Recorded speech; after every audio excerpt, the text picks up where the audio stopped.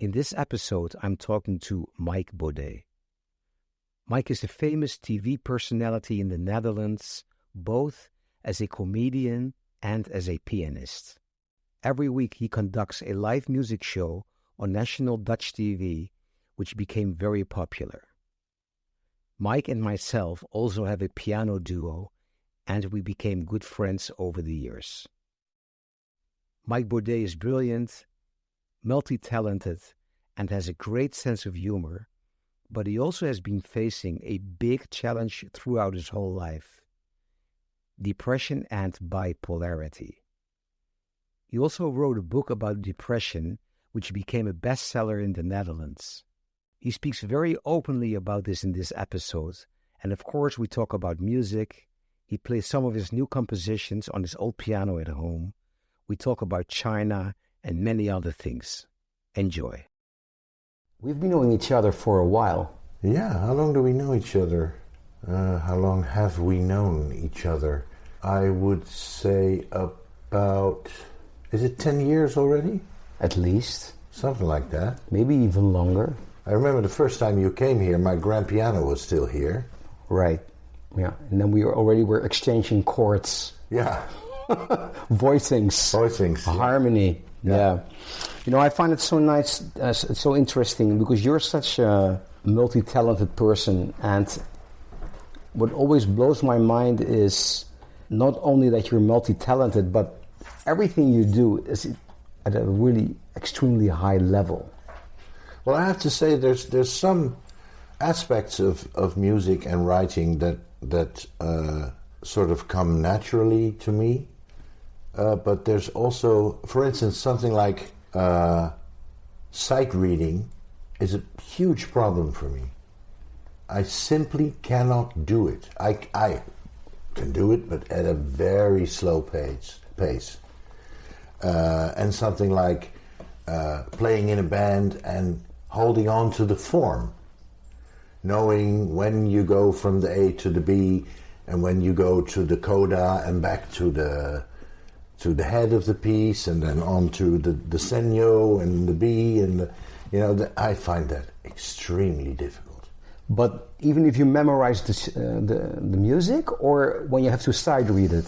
When I have to sight read it, yeah. If I memorize it, it's usually no problem. No. Yeah. But it takes me a long time to get it into my system. It's a challenge for many jazz musicians. Do you think so? Yeah. In all honesty, it's also a very weak spot in my playing or my music, sight reading. I never figured that. No, chord symbols, that's no problem. Yeah, for me, neither. Yeah. I can read that any time of day. Yeah, but I also think, if you have like a classical musician, I always say, if you want to scare a classical musician, you should remove the sheet music in front of them. Yeah. If you want to scare a jazz musician, you have to put music in front of them. In front of them, yeah. I guess basically that's how it works. Yeah, because we're kind of improvisers. Yeah. And yeah. Well, of course, improvising has completely disappeared from the curriculum in classical music studies, whereas in the old days, after a certain age, Mozart pretty much improvised everything.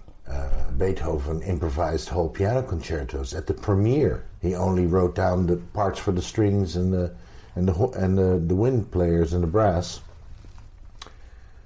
But what he played himself was totally improvised. Bach would improvise and teach his students to improvise. And nowadays, that's completely gone.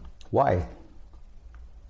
I think that in the classical world, there is it seems like, correct me if I'm wrong, but it seems like there is a sort of a religious admiration for composers and for their notes. A worship. Yeah, a worship of the notes. You cannot change them, and that is what you should play, and you can only play different things if you are an awesome composer. But if you're just a classical musician, you are not expected to make up things by yourself. Yeah. It's almost as if artistry has become replaced, in a sense, by craftsmanship. When you go to a conservatory on the classical department, you learn a craft. And then there's the department of composers, but that's a separate department. In jazz, every jazz musician at some point in his life has made up a tune. No. Do you know anyone who hasn't written a tune in your jazz community? No. Neither do I. Everybody makes up little ditties, whether they're simple or complex or whatever, somewhere in between. In pop, the same. Most pop musicians at some point in their life will make up their own songs. Most of them write all of their own material, but in the classical world that's somehow completely disappeared. Mysterious. You have much more experience with classical musicians because of the immensely popular TV show on national Dutch television every week. Yeah. And so you've seen so many classical musicians all those years. Do you think that because classical musicians think they cannot improvise? I know they can. Yeah. I am absolutely 180% certain that most of them can. But they are made scared by their pedagogen, pedagogues. The teachers. The teachers say, no, you have to play a diminuendo and then a comma and then you go into the sforzando and after that you get the crescendo and you go right back and then to in the pianissimo and then you accelerando, meno mosso. Yeah. You have to follow the music literally every time. Now, 2 minutes ago, we were listening to Rachmaninoff, his rendition of Chrysler's Liebeslied. Yeah. One of those famous encores. I've heard 3 different recordings of him playing that piece. A couple of them were really bad. This one is really of good quality, sound quality. But it's totally different. His touch is different. Yeah. He plays different notes. He plays different rubato. He ends it in a completely different way. Now, of course, he was a phenomenal improviser. He improvised. He's famous for in St. Petersburg visiting friends, and then everybody would give each other these little melodies, and okay, what do you make of this? Yeah. Rachmaninoff once got a melody. Oh, beautiful. It was not his melody, but he used it in his piano concerto. Who wrote it? I don't know. So you get the typical Rachmaninoff signature, Moldur, and going from major to minor and back to major. Those are vintage Rachmaninoff things, but this Russian composers in that time would sometimes give each other little motives or think, here, it's for your birthday. Hey, Sergei. Hey, Sergei. Happy birthday. Have fun. Check out what I got and you see what you make of this. So improvising was Glenn Gould. Yep. Phenomenal improviser. He was an exception to the rule with classical musicians. I heard outtakes of the Goldberg variations. So in between recordings, he was sort of fiddling around to, shake off the tension and start with a fresh mind. I couldn't believe what I heard. No. Horowitz is an improviser. Liszt was an improviser. Yeah, but nowadays, you're almost not allowed to improvise. Yeah. Strange. Why? Why do we restrict each other in that way? Yeah. Music is supposed to be fun, and it's supposed to be played. Yeah. You play music. But you don't execute music. You know, in all honesty, classical music, I mean, we both have a strong connection with classical music. I love it to death. And my dad was an opera singer. Yeah. We all have, and you grew up with it every day. Yes. And, it's still like 50% of the music I listen to is classical music. Yeah. But I'm so happy that I'm not part of that scene. Oh, yeah. The stress, the anxiety, the guilt feeling, not practicing 8 hours a day, being obsessed with mistakes, judgment of colleagues, of whatever. I think it's suffocating. Yeah. I think it's quite harsh for a lot of classical musicians. And at the same time, I admire, the discipline, the level of playing. I mean, the Concertgebouw in Amsterdam, they have this, what they used to have every 2 weeks, every other Sunday. They had, it's called the Meester Pianist, the master pianist. And everybody played there. Volodos and everybody. Yeah. 2,000 people sitting in the hall. 1,800 are pianists at whatever level. And then they sit down, and then how they execute the music. Yeah. It's mind-blowing. But at the same time, I go like, I think maybe there are exceptions, but I think the life of a jazz musician in that sense is much more pleasant. Yeah, you have more freedom. Yeah. I was talking to a little girl who played violin, and she played really, I was really touched by her playing. And but she was still at a sort of a intermediate level, and I said, "Hey, do you know that violin concerto by Vivaldi? I think it goes like."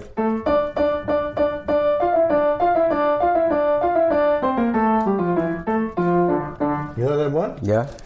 It's not so difficult. So I said to her, why don't you play that? It's fun, and it's not so hard. He said, well, I have to ask my teacher first if I'm allowed to play that. That's tragic. And I think, oh my God, fuck that teacher. I mean, sod the teacher. Teachers who make those kinds of decisions for their students should be outlawed. They're not teachers, they're enemies of music. Enemies of your artistic freedom. Yeah.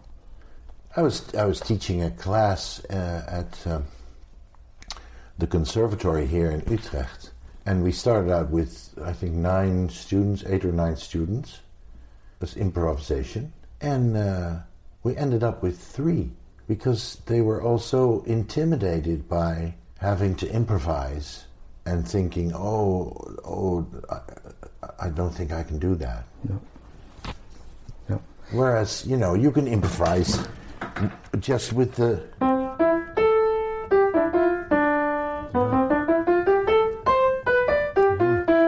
You can improvise with the C scale. Yeah. With one finger. Yeah, or only the black keys. Yeah. Like we do. Yeah. Like we did. Yeah, with our duo. Yeah. We used to play only white keys improvisations and only black keys improvisations. Yeah. It's really, it's so cool. But speaking about teachers, what is your experience? How were your teachers? Oh, I had teachers of many different convictions and styles. I happened to run into... She was God's gift to the world, my first teacher. My father took me to her when I was 5. Wow, so young. Because I was playing like with one finger, playing melodies from the radio. And my father thought, he's hearing that. Yeah. But what he's doing with his fingers, that's ridiculous. We need to, give him a little guidance. So he took me to a teacher, her name was Rico, and she was a student of Willem Pijper. Yeah? The famous... iconic Dutch composer. Iconic Dutch composer who composed in sort of Stravinsky-like bitonal style, but with a different flavor. And she taught me harmony. from 5, 6, 7 onward. Major, minor, augmented, minor 7, minor major 7, all those chords, all the scales belonging to the chords. And I was 5 years old, and I thought, every kid does this at piano lessons. So I just did it, and I thought it was a nice game. You're just open, you're like a sponge. Yeah. No judgment. Yeah. It doesn't mean I always got it right, but I just, like a sponge, I absorbed it without prejudgment, without thinking, I'm never going to be able to do that, But if you teach a 5-year-old, usually you start with melodies, and she already taught you the harmony. Yeah.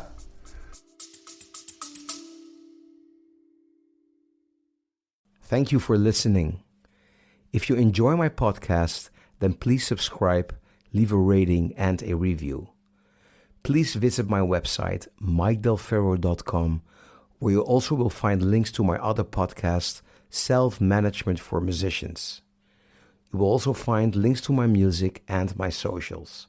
And of course, please share this podcast with anyone interested. Nothing beats the word of mouth. Thank you. That's great. She was amazing. Well, the reason was because I was crazy about one Chopin Polonaise. You know the one.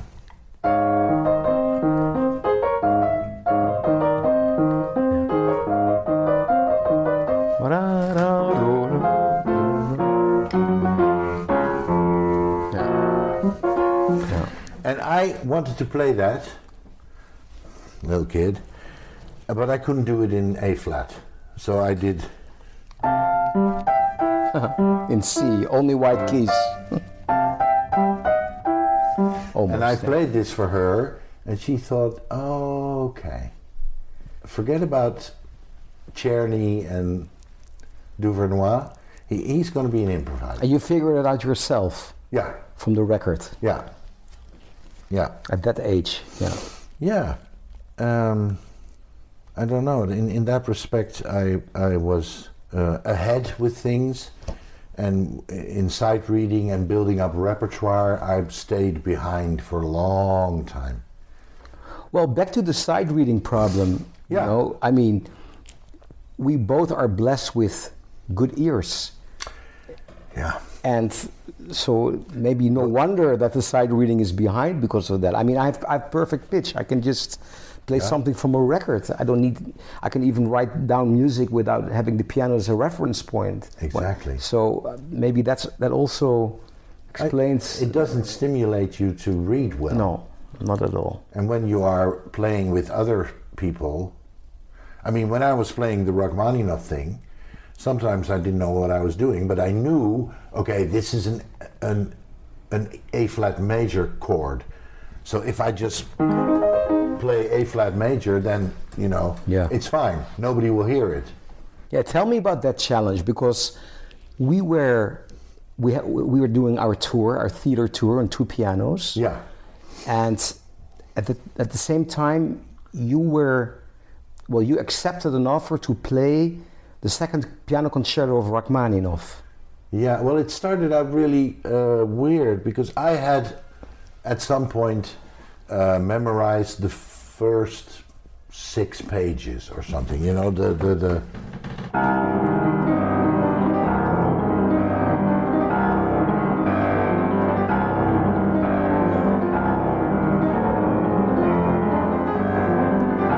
So I was playing that in the rehearsal of the TV show.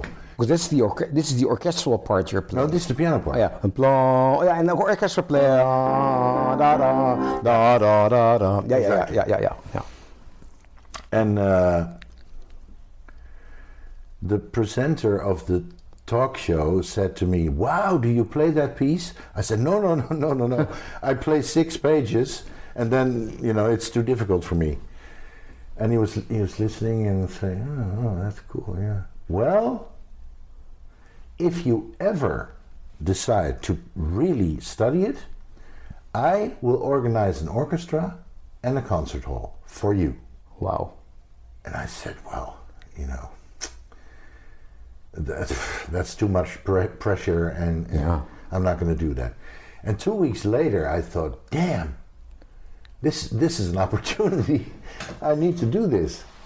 So then I started practicing, and it took me 5 months of pretty hard practicing, and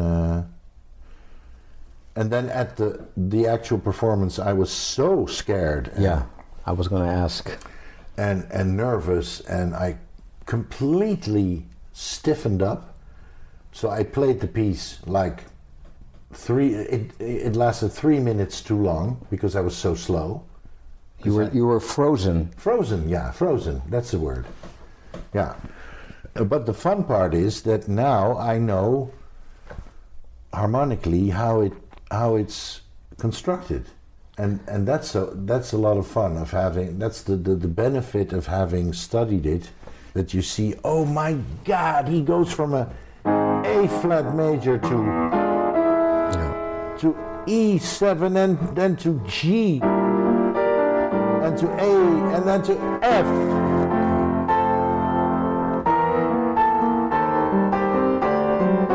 And from D to B-flat.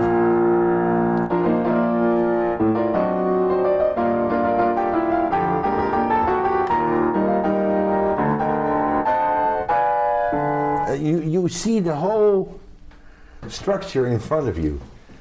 Do you think classical musicians, and especially pianists, are also that analytical with the harmony? I don't know. Because you know many more than I do. I don't know. Because sometimes I hear, there's a pianist in Holland, his name is Thomas Beyer. Yeah? Thomas Beyer. It's all there. He hears everything. And you can tell by the way he plays. He just fucking knows what he's talking about. Yeah. But there are other players, it's like they're telling you a fairy tale in middle-aged Gothic. They do not know what they are saying. They're saying it, but they're just producing. It's just reproducing, and they don't know like we know the functionalities of the function of different harmonies in relation to the tonic. Right. That's what we are always doing. Yeah. How do I get from B major to G? Yeah. You know? Oh, you can do it this way, you can do it that way. That's the fun. That's that. And then preferably with the melody, of course, that makes everybody cry. And all the girls want to go to bed with you. Yeah, and now, of course, that goes without saying. You studied Chinese. Oh, yeah. Yeah, a little bit. I wasn't very good at it. I studied it and I passed my exams. Why? Yeah, it's a really long story. I wanted to go to the conservatory, but I developed a sort of an ear problem, hyperacusis, where you become extremely sensitive to certain frequencies. Yeah. And it differs from day to day, funnily enough. Today it's the G sharp. Often it's the F sharp. These two. This one is awful in my left ear. Really? So I thought, if I choose music as a profession, I will make myself miserable and unhappy. I'm not going to do that. Because at which level was your piano playing at that time? Oh, intermediate. Intermediate. I maybe would have passed auditions for the jazz department, but certainly not for the classical department. Okay, so you had to kind of make a choice. I thought I needed to make a choice. Yeah. And my grandfather was trading with China, with the Holland-China Trading Company, and spent a lot of time in Shanghai. And I found that sort of interesting, so I thought, well, if it's not going to be music, why not Chinese? Choose a different language than music and see what happens. I just returned from there. Yeah. I was there for 3 weeks. How was it? It blew my mind. Really? Yes. In what way? So many nice people. There's so many. I mean, of course, the thing is there. You cannot say what you think. That's true, but I've met so many nice people. I mean, the technology there, like 90% of all the vehicles, cars are electric. Already? It's incredibly clean, safe, efficient. I went on many high-speed trains, incredibly accurate. Wow, it has changed so much because it used to be one of the dirtiest, grossest countries in the world. Huh? Yeah, well, it's great to be in Shanghai. It's great to be in Beijing. I mean, that's a must visit, of course. But I went to 3 other cities which are, for us, unknown, like Qinyang and Chongqing and Shenzhen, which is close to Hong Kong. Yeah. Each city has like at least 15 million inhabitants. Yeah. And then you see the real China, but also there, everything was so incredibly clean. The food is great, but also like everything is in Chinese. I was struggling with buying a train ticket, always someone who comes out to help you. All these stories that they're rude and that they burp all the time and that they eat cats and dogs. That's bullshit, really. I mean, everywhere people are people, but it's really, we have the wrong impression about this country. I'm telling you. I would love to go there. You should. It's amazing. I would love to go there. And there's a lot of people who love music there. I mean, piano is huge in the first place, especially classical music. That's also, they have this competition thing with young classical musicians. That's sometimes a little bit harsh. But there's also a lot of interest for jazz. There's really a big jazz audience there. But the thing is, they have their own channels to listen to. They cannot, unless you have a VPN, which bypasses the block, the firewall. So you need a VPN, and then you can access Spotify, YouTube, Instagram, Facebook. Oh, so that is possible for them? It is possible. In certain cases? Yeah. You need to get a VPN, which actually your phone thinks you're not in China, but in another country. Oh. Very, very simplified way of explaining it. Yeah. But I'm not a tech guy. They have like a YouTube channel there, which is called Bilibili. That's their YouTube, or a kind of their own TikTok, their own Instagram. And then there are 1.7 billion people. So people who grew up there and never traveled or don't speak English, for them, they don't need to be on Spotify because they have their own channels there. Yeah, so it's not like they're sitting there, we want to go to the West all the time. No, or we don't have access to music. Also, there are a couple American musicians like this great drummer, Ari Honig. He's a great jazz drummer, and he plays a lot in China. And he started a channel on Bilibili for the Chinese audience, and he has a lot of views. Yeah. Cool. Yeah. So, it's mind-blowing. Yeah. Yeah. Oh, I need to go there sometime. Yeah. And great people and a lot of jazz lovers. But why did you stop studying Chinese? What happened? I never stopped. I finished it. I have a degree in Chinese, but during my studies, I met this guy, Thomas van Luijn. He was in my, in the department studying Chinese vocabulary with me. And we hooked up and we started doing, writing some songs and some sketches. And then during my 3rd year, Thomas and I won a prize on a festival. Yeah. And we started working. Because you're going really fast forward now. You and Thomas started out as, let's say, comedians. You had a duo. Yeah.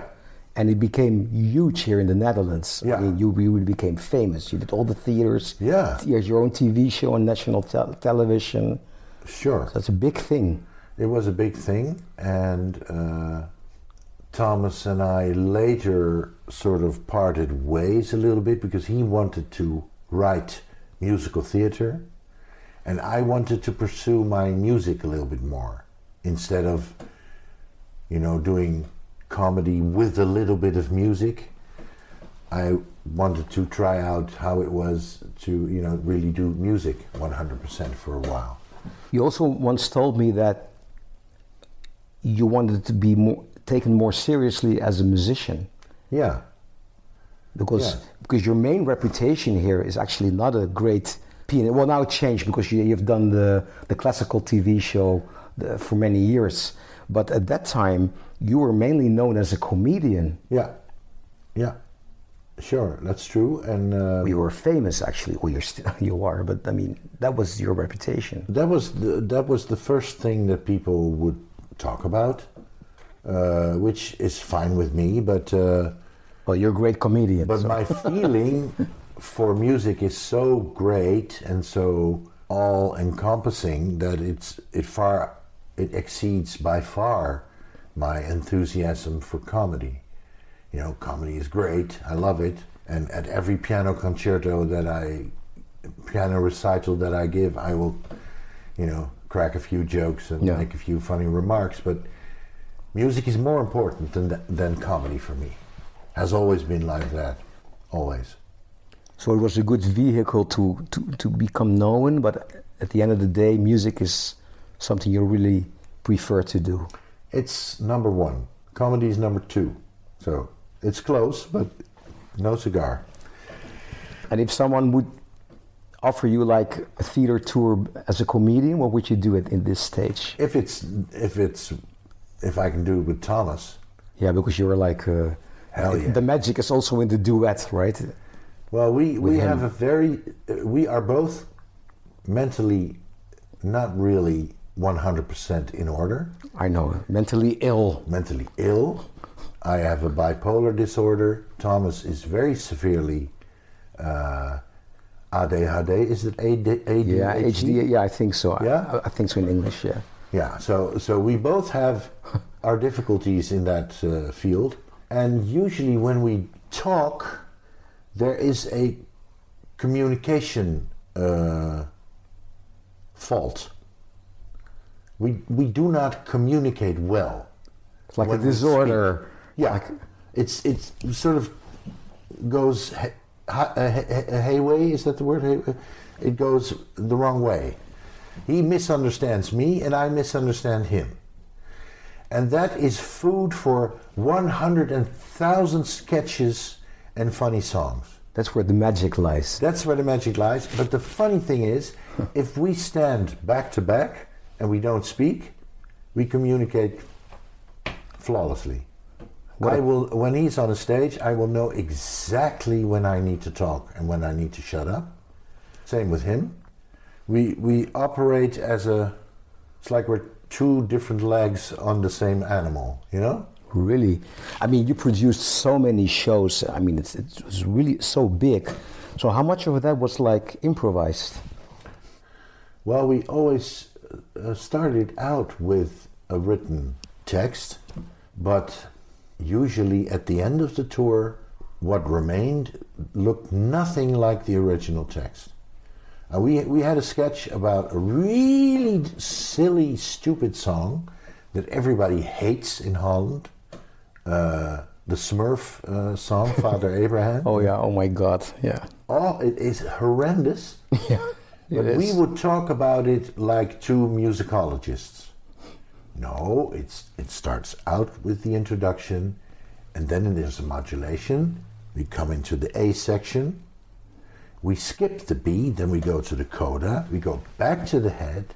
And so we keep analyzing in ridiculously intellectual terms this fucking stupid, awful song. Smurf and Lied, Smurf. Yeah. Yeah. And, at the end of the tour, Thomas would, no, I'm going to show you the sheet music now. Look, see, this is what it is. D minor. Where does it end? E flat. Okay? Oh, that's hilarious. We went from like 6 minutes to I think 17 minutes was our record. So we would... Just talking about that song. And pissing each other off. Yeah. I hear what you say. I understand where you're coming from, but I have a different take on this particular matter. Okay? No, fine, that's fine.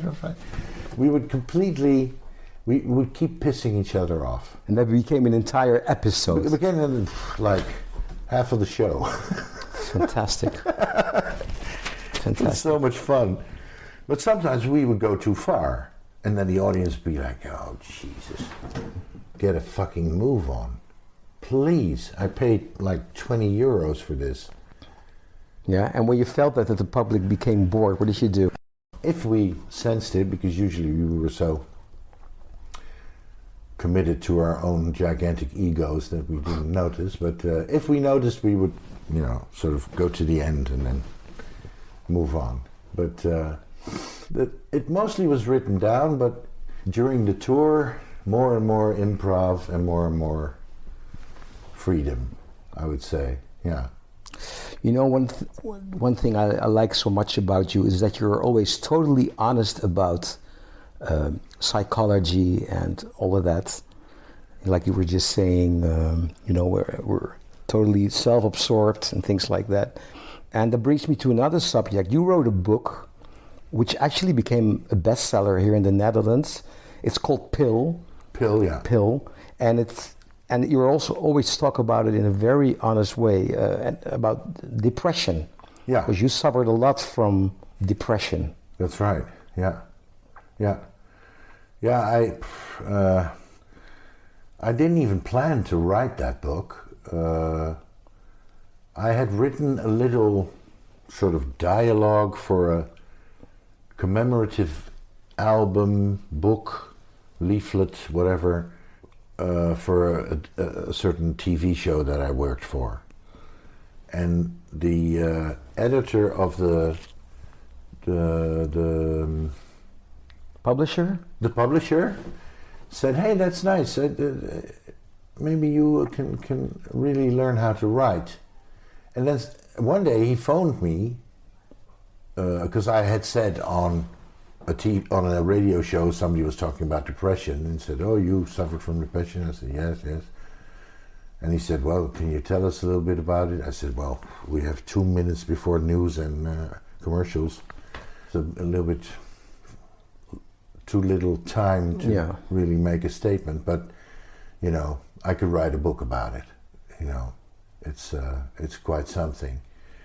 And then that editor called me 2 weeks later. He said, well, why don't you write a book about it? I said, no, please no, I don't want to get into that, to dive into and dig into that horrific episode in my life again. And but I was considering it, and then a friend of mine said, well, why don't you just write 1 or 2 chapters to see if you like it.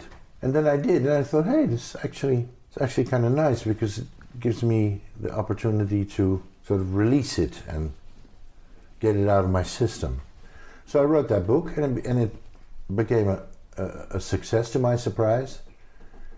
And now, 15 years later, I'm releasing the follow-up, the sequel to this book, Poolreiziger, which is the discovery of my bipolar disorder, because I always thought that I was just depressed, but it turns out only now, when I'm 56, for Christ's sakes, that I am bipolar. So I thought, well... Already back then? No. It was just diagnosed last year. Wow. Yeah. So I thought so many people were inspired by that book and felt that they found a little bit of support in that book. I should tell them that the whole situation has changed. Has it been translated?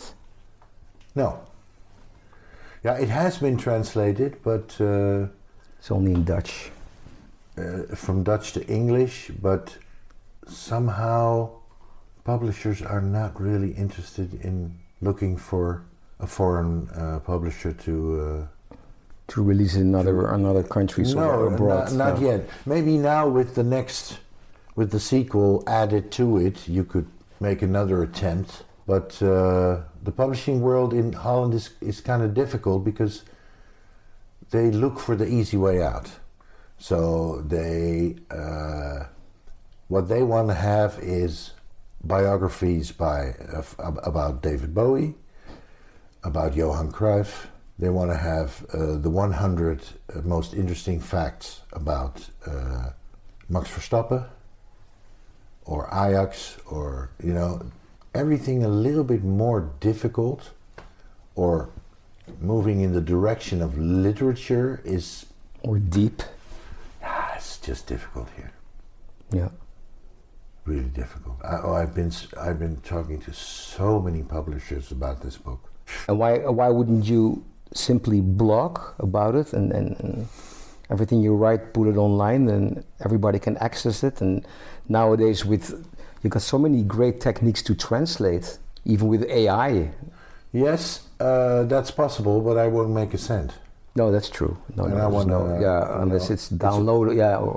Well, it's like 150 pages, and it cost me a huge amount of time, and I would like to just at least, om kiet te raken. Yeah, to break even. To break even, yeah. And when you write a book, do you do it totally by yourself, or you have someone assisting you? Like, oh no, how do you do that with chapters? And I it's have not assistants. Easy. I first always think about which chapters I want to write and in which order these chapters have to be. You can always, change that order according to your wishes along the way when you're writing. But I first make that indeling. Like a basic like a line out. Setup of all the chapters, and then I just start writing the chapter that I feel like writing. I don't necessarily start with chapter 1. I go, crisscross through the book, writing chapters, and then I have a very good friend who gives Dutch courses at the University of Utrecht, who reads it and critiques me.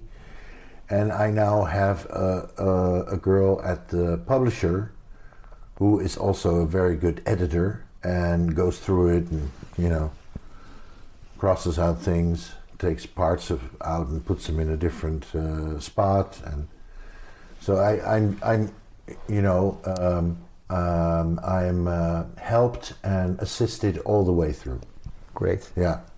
Without that, I don't think I would be able to do it. It's very difficult to write 150 pages and to read them 30 times yourself and still be able to judge what is going on and if the structure is right and if the tempo and the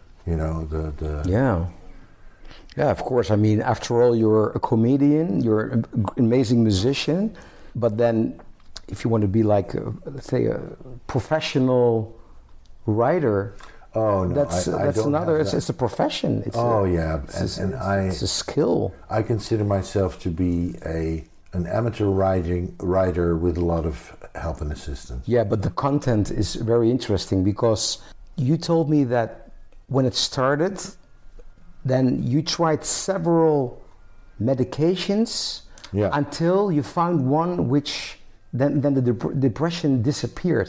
Yeah, it was really, I hadn't expected it. I had been with with different therapists, a hypnotherapist, a psychiatrist who I didn't have a real rapport with. Then I went to a psychologist who was fantastic, but who after 1.5 years said, Mike, I pulled out all the tricks, I tried everything, but I'm just not able to help you. Your progression is far too small. We should have been, a lot further now, and you're staying. He kind of gave stuck. up. And he said, go to a psychiatrist and take pills. And then I went to a very nice psychiatrist who put me on pills, The first one didn't work, the second one didn't work, and then he added another one to the second one, and that also didn't work. And then he put me on a very old antidepressant, and that worked within like 15 days or something. At first I didn't feel it. My mother said, she looked at me and said, "Hey, now I sort of recognize the look in your eyes that I remember from a couple of years ago." Before it started. She saw the change. And then after a few weeks I thought, hey, I feel like phoning Dirk, my best friend. Or I might go for a cup of coffee in town. Or I just noticed I started to develop normal behavior. You know, not that you're not in your house and you don't have the courage to go out, and you don't play the piano, and you don't call anybody, and you don't watch TV, and you don't read books, and there's nothing. And then suddenly you think, hey, I feel like doing this or doing that. And do you still take that medicine? No. After 25 years, it started to become a big problem. So you took it for 25 years after you discovered that was the right medication? Yeah, took it for 25 years. Wow. It helped for 25 years, fine. But you produce very little saliva with this particular medicine. And after 25 years, my teeth just gave up. So I started losing tears. So you had all those side effects. And then, now they're fine, by the way, because I have different medicine. Your teeth look beautiful, Mike. Thank you. Yeah. Thank you very much. So do you. Thank you. Now you're in different medication. Yeah. I'm still not there. Went through a really tough time. But, well, those times are really hard when you're depressed or manic or both. But I did, because of all the strong emotions, I did write a lot of new pieces. So at least I have, something. It gave me something, at least, to, be. Music does a lot, huh? Oh yeah. It is a great medicine. It is an amazing medicine. But you mentioned that you've been diagnosed with being bipolar. Yeah. Only like a couple of months ago or something. Yeah. Is there medication for that? Yeah, there is. The most important medicine is lithium. Oh. So if your battery's gone, you can always attach a little string to me and fill it up again. Ja. Podcastje aan het maken, kom binnen. Oh, dat je hem daar thuis kan doen. Ja, dat ga ik doen. We zijn bijna klaar. And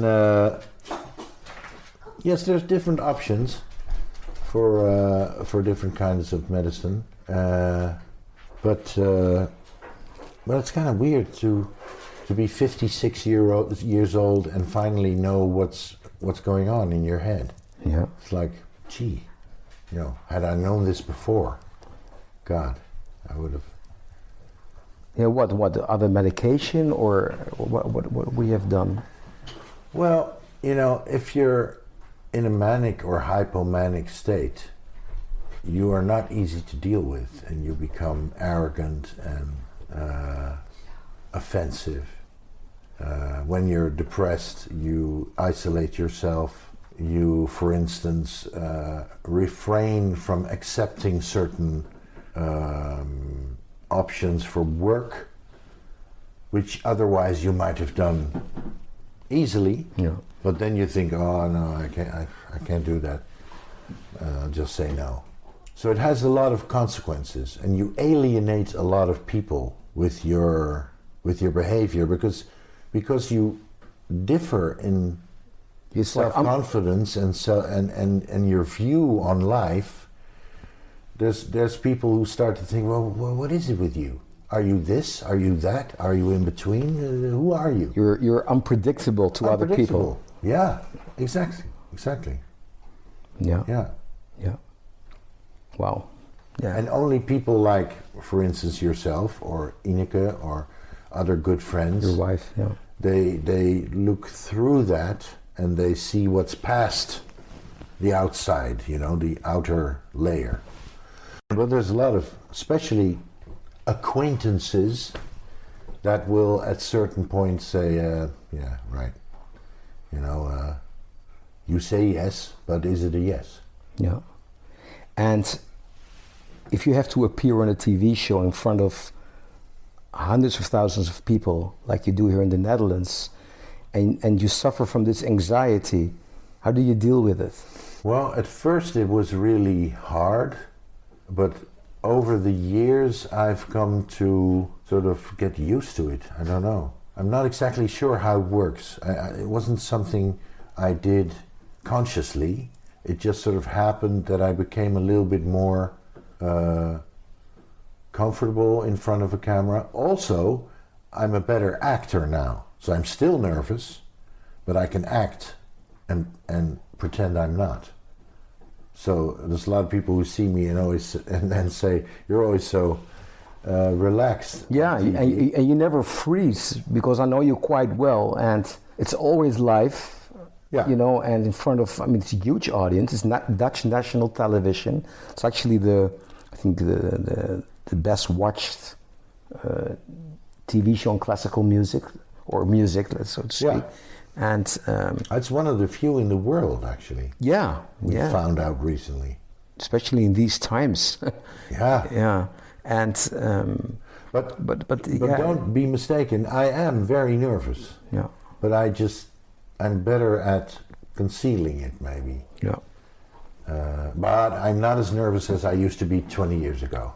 No. I would be really shaking. You know what Maria Schneider once said? She said, Oh, the big band. yeah, you're lady? right. Yeah, the composer. She's amazing. Yeah, she has a touch of genius. She once said, "Aren't we all terrified? And the hell with the happy few who aren't." And it's so true, huh? Because you can, whoever you play with, I played for many years with Toots Tielemans. Was he frightened? He had his moments, but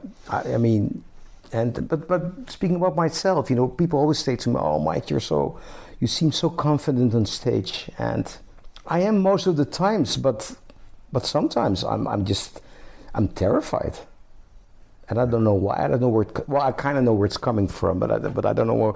We already had psychoanalysis in this podcast, yeah, it's like, I don't know. As long as you can function, it's there. But it's interesting to know that many more musicians suffer from this, than we think. Oh yeah, there's so many. God, I played with so many people who, guys who had to drink like 3 bottles of red wine before they were able to even step onto the stage. Wow. Incredible. Yeah. I mean, Jacques Brel, he would drink like 3 or 4 brandies, then he would go to the toilet and puke, and then he would go on stage. Well, that's a great example. If you see him perform, He's amazing. He's the best. but he suffered so much from stage fright. Wow. Yeah. Wow. Isn't that incredible? Yeah, it is incredible. Yeah. What's coming up next for you, Mike? Well, I'm releasing this book, and during my illness last year, I wrote a whole bunch of new pieces. Maybe I can play it. Yeah, please. Yeah, share some music. I wrote sort of an ode to my father, who loved Chopin. Now, mind you, the ink is still wet, so I haven't got them really. Just play. All right.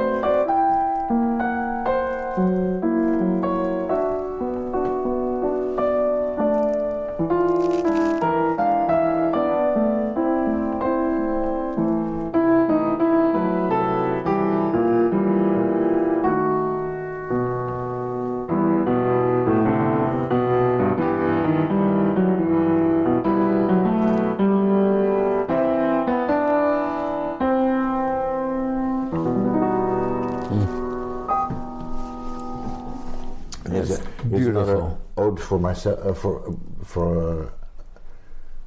in the style of Chopin, but for myself.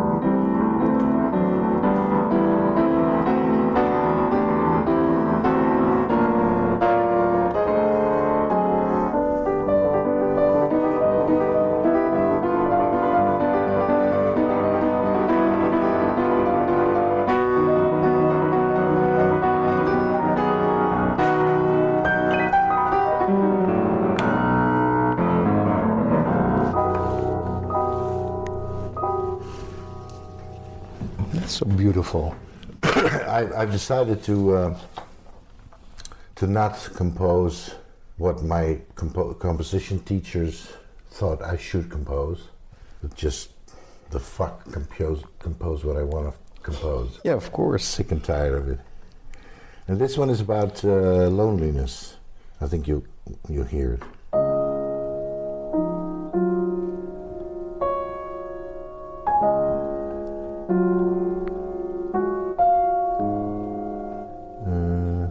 I lost it.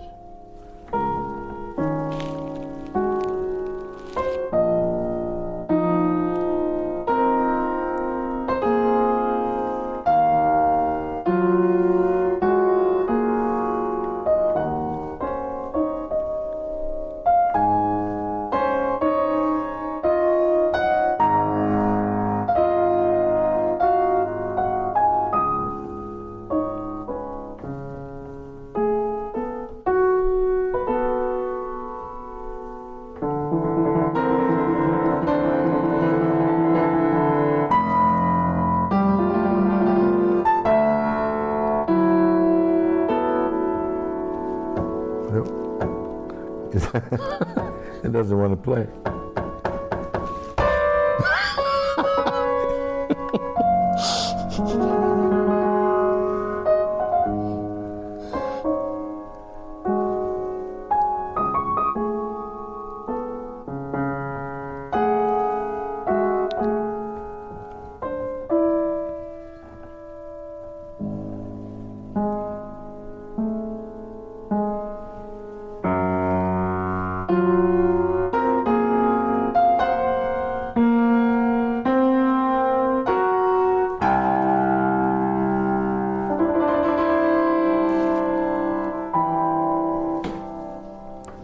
I also did some jazzy things, you know.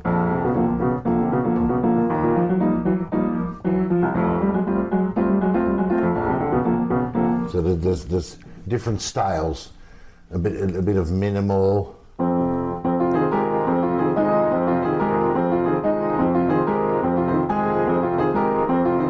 and a bit of jazzy things, and a bit of classical stuff. I like to, you know, bring all those different styles together. I can't wait to hear the final result and the final album. Yeah, so well, same here. Yeah, but the problem with me is, I know you have this too. Every time I play it, I think, oh no, it needs to be a different way. It's so difficult for me to write a definitive version down. And then let go or accept it. How did you do that with the opera project? You wrote it all down, didn't you? Yeah. Yeah, or any music I write. Yeah, at some point, you just have to accept it and just put it out there, and it is what it is. Yeah. Yeah, I find that very difficult. Yeah. It's probably insecurity, I don't know, but... Well, I don't know, maybe it's also just... I mean, I don't like the word perfection, but things can always be improved. Yeah. But when do you put a stop to it, not to drive yourself crazy? And sleepless nights and, at some point... That's the thing, you can always find something, well, it might just be better if I do it this way. That's the advantage of classical music. They don't have to suffer like that. Yeah. The musicians. A bunch of sissies. Yeah, they just have to play what's written. Well, we're always dealing with this stuff. Yeah. Composers. Yeah. We are where it's at.